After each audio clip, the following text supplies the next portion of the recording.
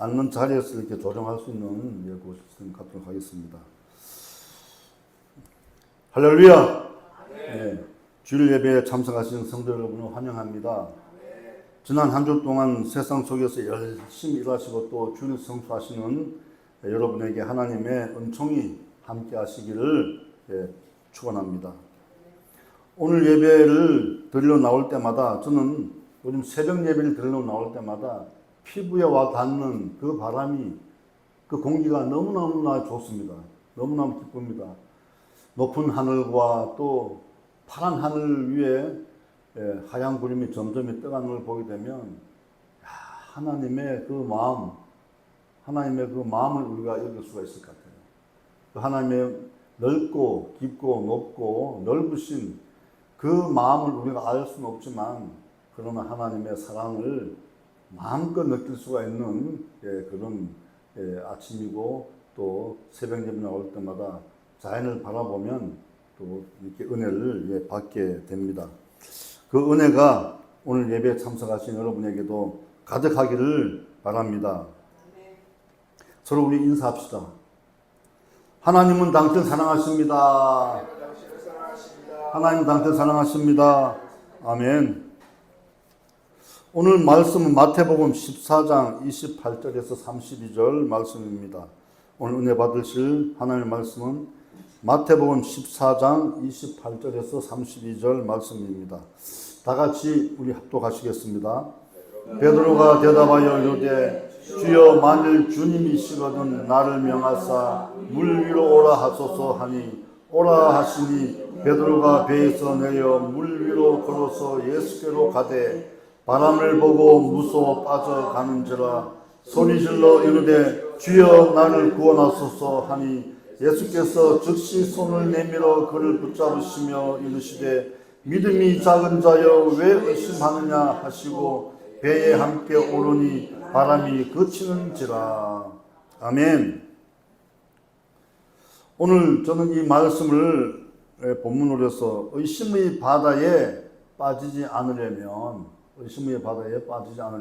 이런 제목으로 말씀을 나누고자 합니다. 사람은 누구나 트라우마를 갖고 있습니다. 두려움을 갖고 있습니다. 저도 내 안에 두려움이 있는데 어떤 사람은 고소공포증을 가지고 있는 사람도 있고 폐쇄공포증을 가지고 있는 사람도 있습니다. 또 어떤 분은 자전거를 배우려고 타다가 갑자기 넘어졌는데 그때 그 공포심 때문에 평생 자전거를 타지 못하는 사람도 있고 그렇습니다.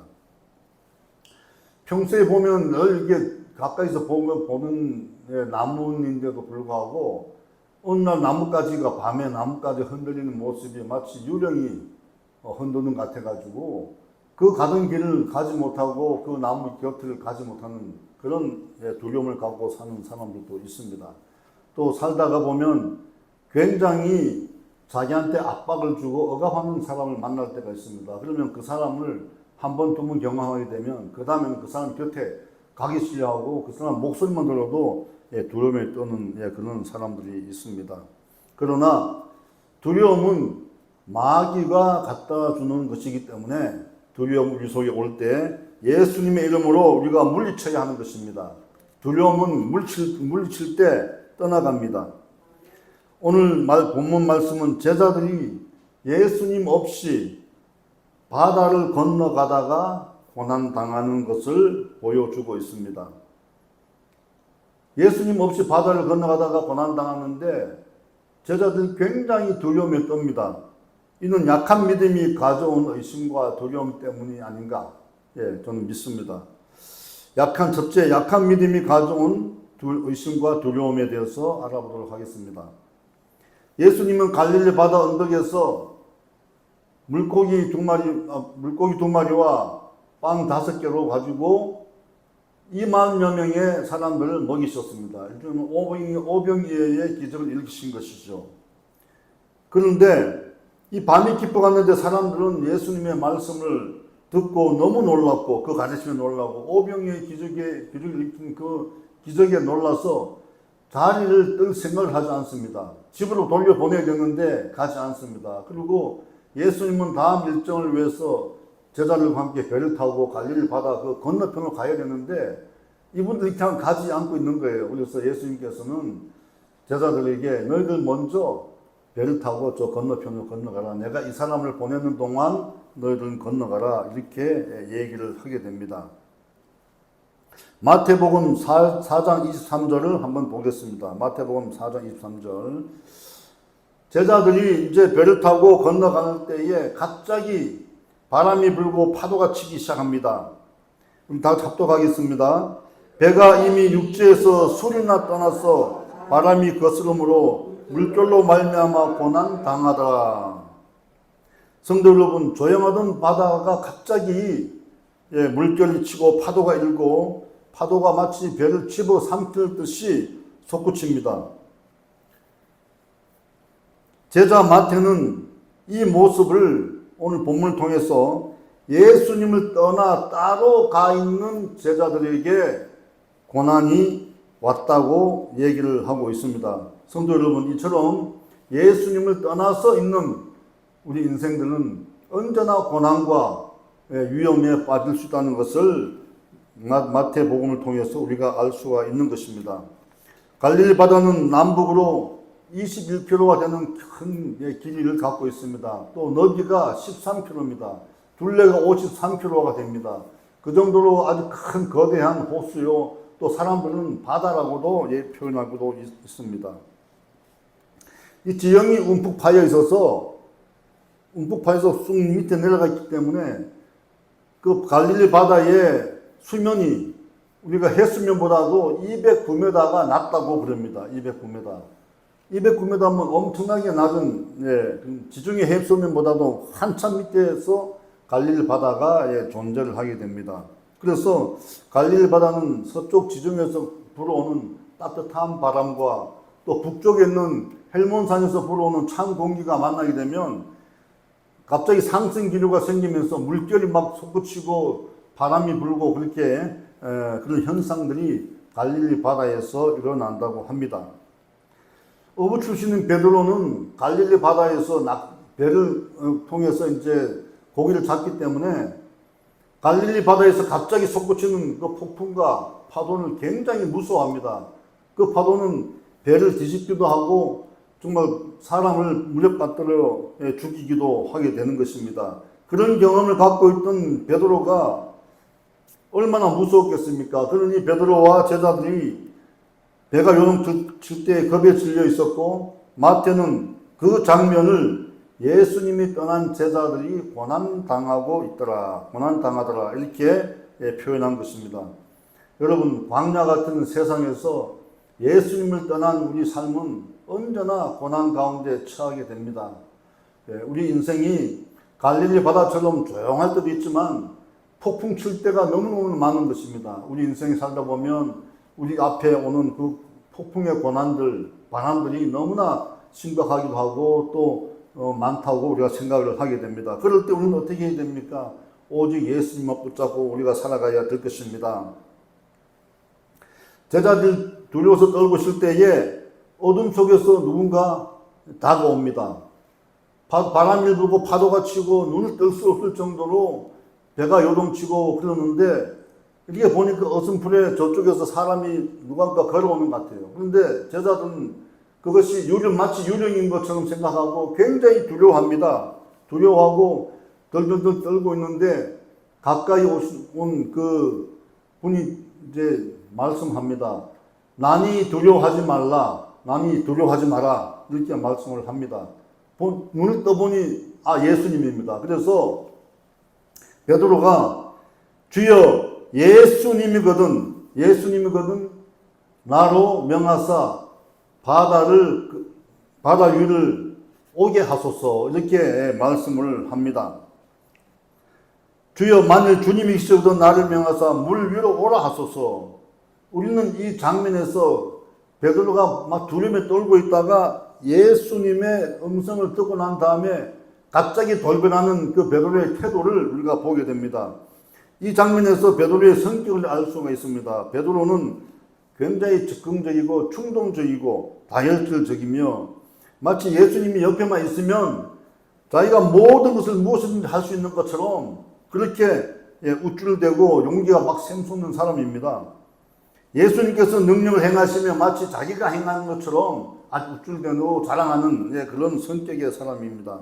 그래서 조금 전까지 두려워 떨던 베드로가 그런 모습은 온데간도 없고 만일 예수님이거든 나를 명하사 바다 위를 오라 하소서 이렇게 예수님께 말씀합니다. 예수님께서 뭘 합니까? 오라. 그러니 그냥 바다에 뛰어들어서 걷게 됩니다. 우리는 또 여기서 베드로의 믿음을 엿볼 수가 있습니다. 만일 베드로가 예수님이거든 그런 말씀 속에는 강한 믿음이 있습니다. 예수님이면 내가 뭐든 할 수 있다. 이런 강한 믿음이 있고요. 또 한편으로는 의심도 거기에 들어가 있습니다. 의심이 믿음보다 크게 되면 베드로는 바다에 빠질 것이고 의심보다 믿음이 더 크게 되면 베드로는 바다를 걸어서 갈 수가 있을 것입니다. 베드로는 예수님이 오라 하시니 바람과 파도가 치는 바다를 의식하지 않습니다. 의식하지 못합니다. 여러분, 믿음은 바로 이런 것입니다. 파도가 치는데 바람이 부는데 저 높은 파도에 들어갔다가는 나는 죽을 거야. 이렇게 생각을 하게 되면 빠져들어가는 것입니다. 그런데 아예 베드로에게는 그런 생각조차도 없는 것입니다. 그저 예수님만 바라보고 믿고 뛰어든 베드로, 그 베드로의 믿음이 우리의 믿음이 되시기를 축원합니다. 우리의 삶도 역시 마찬가지죠. 갈릴리 바다처럼 조용할 때가 있지만 늘 평안하지 않습니다. 그럴 때마다 우리는 베드로의 믿음처럼 예수님만 바라보고 예수님 저를 구해 주십시오. 예수님 저 함께 하십시다 하면서 우리가 예수님을 믿고 그냥 가야 되는 것입니다. 우리가 예수님을 믿고 기도할 때에 마음이 평안이 올 때까지 기도하게 되면 예수님께서 우리에게 마음의 평안과 위로를 가져다 주시는 것입니다. 미래에 대한 비전과 꿈도 마찬가지입니다. 이루어질 것을 믿고 가야지만 그 목표를 이룰 수가 있는 것입니다. 히브리서 11장 1절은 이렇게 말씀하고 있습니다. 믿음은 바라는 것들의 실상이요 보이지 않는 것들의 증거니 이렇게 말씀하고 있는 것입니다. 믿음은 우리가 바라는 것들이 나중에 이루어질 것을 믿고 바라는 것입니다. 그리고 그것이 나중에 이루어집니다. 믿음은 바로 바라는 것들의 실상이라 했사오니 실상이라는 것은 나타나는 것이죠. 없는 것이 실상이 아닙니다. 또 보이지 않는 것들의 증거니 보이지 않지만 나중에 증거로 나타나는 것이 바로 믿음이라 이렇게 설명하고 있는 것입니다. 고난이 오고 파도가 몰려와도 예수님을 믿는 굳센 믿음으로 목표를 향해서 우리는 걸어가야 할 것입니다. 꿈을 향해서 걸어가야 할 것입니다. 세상을 두려워하면 살아가기 어렵습니다. 세상을 무서워하게 되면 우리가 한시도 세상을 자유롭게 살 수가 없을 것입니다. 무슨 일든지 이루어지려는 믿음이 있어야지 그 믿음이 이루어지는 것입니다.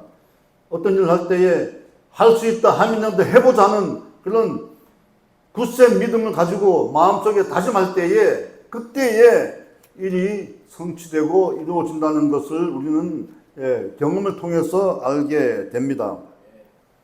사람도 마찬가지입니다. 사람을 사귀는 것도 마찬가지입니다. 사랑에 빠지는 것도 마찬가지입니다. 내가 반드시 저 여자분과 또 저 남자분과 내가 사랑할 거야.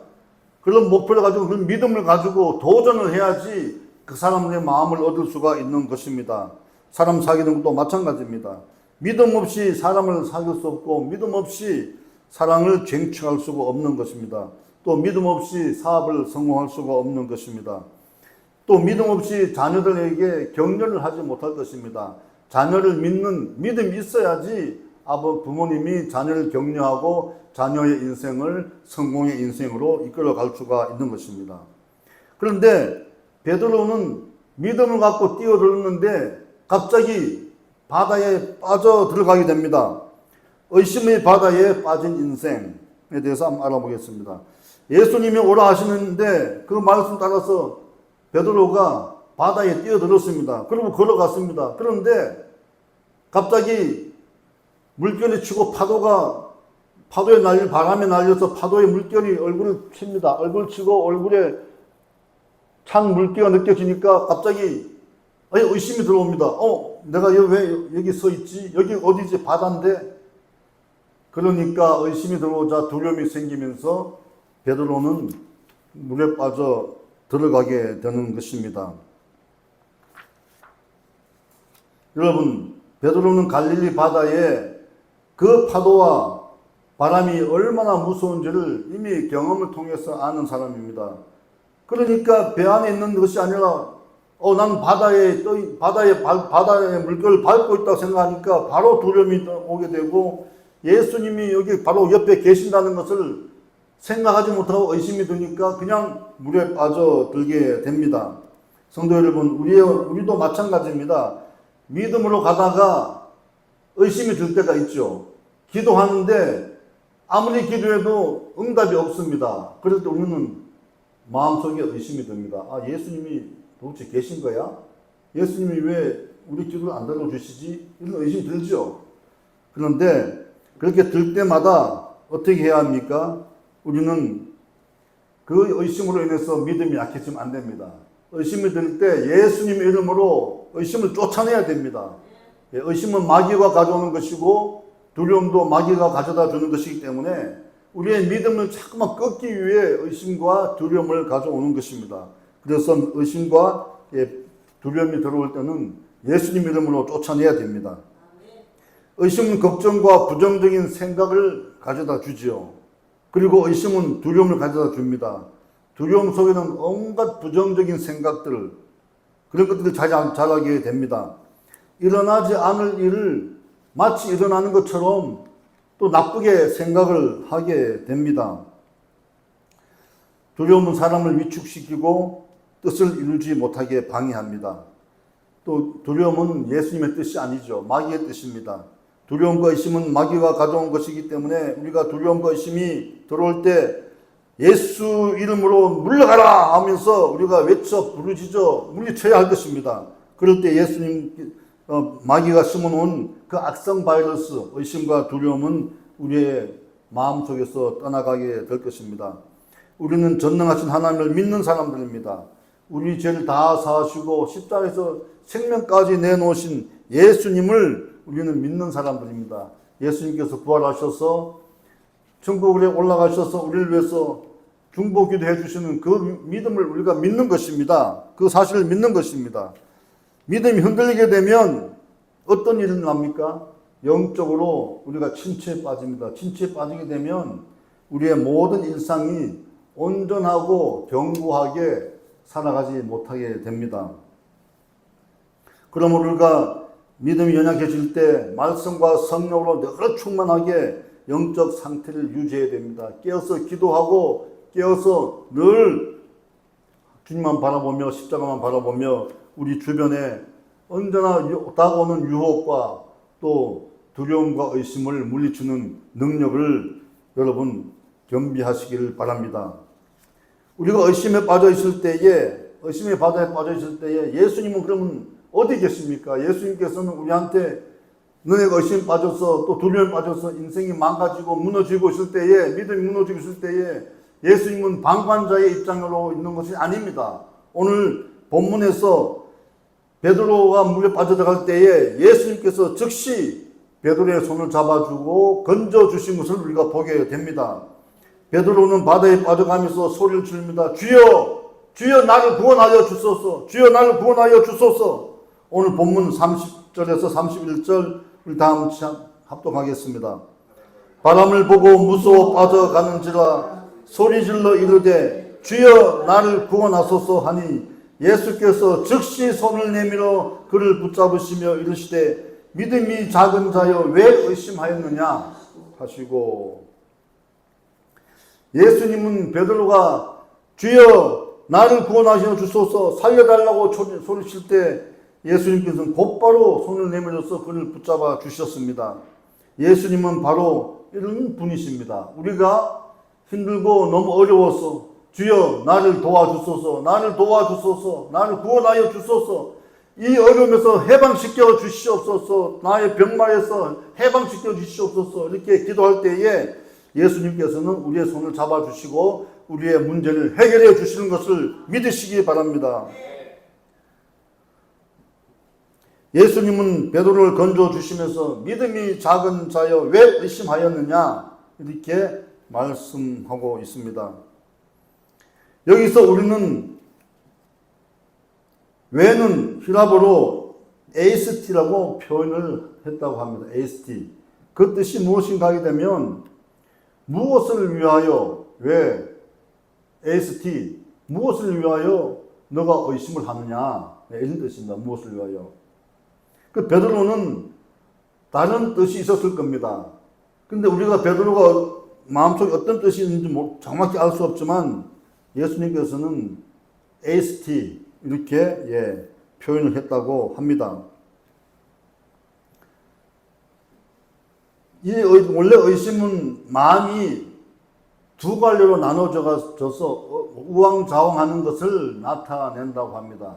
마음이 두 갈래로 갈라. 사람이 마음이 한 갈래로 모아져야지 의심이 없는데 두 갈래로 갈라지게 되면 이리 갈까 저리 갈까 방황하다가 바로 무너지게 되는 것입니다. 여러분 어떤 일을 하더라도 한 가지 마음으로 해야 됩니다. 예수님을 섬길 때 특히 예수님을 믿는 그 믿음이 한 가지 믿음으로 가야지 두 갈래 믿음으로 갈 수가 없는 것입니다. 하나님께서 말씀하셨습니다. 하나님과 재물을 겸하여 섬기지 못할 것이라고 말씀하셨습니다. 여러분 재물을 섬기느냐 하나님을 섬기느냐 선택의 기로에 섰다면 여러분 어떤 걸 택하겠습니까?